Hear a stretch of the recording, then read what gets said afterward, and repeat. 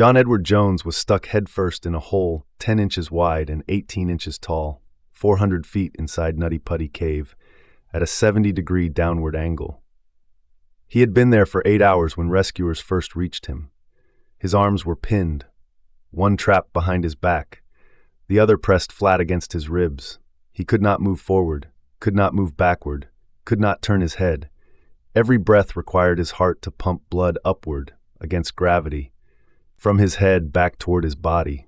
Rescuers told him they would get him out, but the human body can only hang upside down for so long. This is the story of how a Thanksgiving caving trip, in a cave considered beginner-friendly, became one of the most haunting rescue failures in American caving history.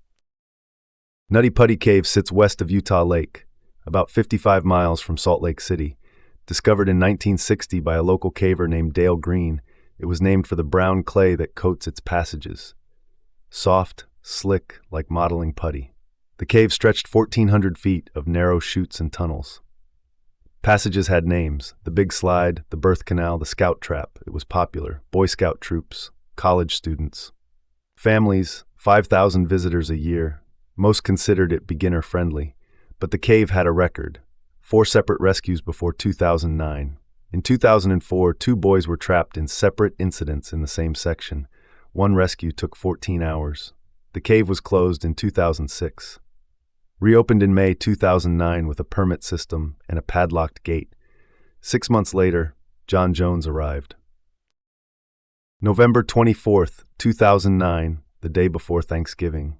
John Jones, 26, a medical student at the University of Virginia, home visiting family in Stansbury Park, drove to Nutty Putty with his brother Josh and 9 others. It had been years since John went caving. They entered around 8 p.m., made their way through the Big Slide. Then John, Josh, and 2 friends split off, looking for the Birth Canal. The Birth Canal was a tight passage, but navigable. With a known turnaround at the end, John saw a waist-high opening, thought it was the canal. Went in head first. It was not the Birth Canal. It was an unmapped vertical fissure near a section called Ed's Push, 10 inches by 18 inches, angling sharply downward. He saw a gap ahead, thought he could squeeze through and turn around. He sucked in his chest, slid deeper, and wedged, arms pinned, 70 degrees downward, 400 feet from the entrance. Josh tried to pull him out by his ankles. John did not move. Rescuers arrived at 9 p.m. Tuesday, 137 volunteers, cavers, fire crews, sheriff's deputies from across Utah County. They installed a rope pulley system, a 4-to-1 mechanical advantage. For a moment, it worked. They moved John, lifted him slightly, then the anchor failed. A pulley broke free from the clay-slicked rock. John slid back down. Clarify the actual timeline based on Koalas arriving same day at 6 p.m., going in at 6:30 p.m. Blood pooling in his head, heart straining, consciousness fading. Brandon Koalas arrived at the site around 6 p.m. on Tuesday, November 24th, and went into the cave at 6:30 p.m. He squeezed down to assess the situation. John was in and out of consciousness, talking about angels and demons.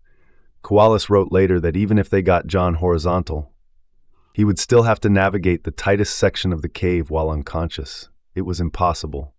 John Edward Jones was pronounced dead at 11:56 p.m., November 25th, 2009. Cause of death: cardiac arrest and suffocation, 27 hours after he became stuck. Rescuers determined it was too dangerous to retrieve the body.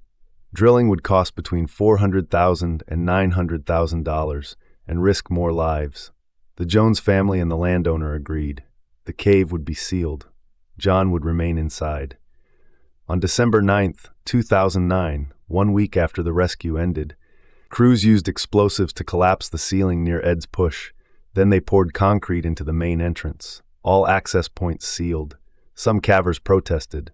Nearly 600 people joined Facebook groups to save the cave, but the decision was unanimous among officials. The cave had claimed 4 rescues before John. It would claim no more.